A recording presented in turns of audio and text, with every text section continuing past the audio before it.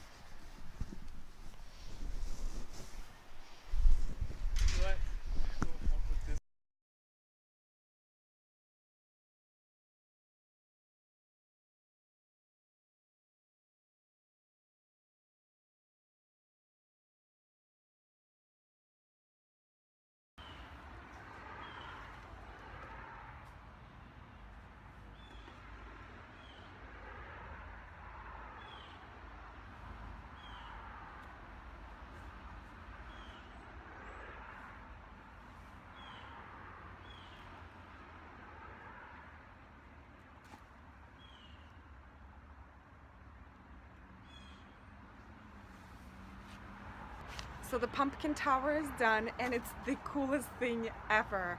It's, I think it's 8 pumpkins stacked up. Yeah, this is just the coolest project so far, I think. Anyway, a couple of things about the project. The tower was kind of crooked at some point, so to make sure it's straight and stable, you kind of have to twist the pumpkins a little bit because they have those grooves. So just make sure they like sit nice and tight on top of each other.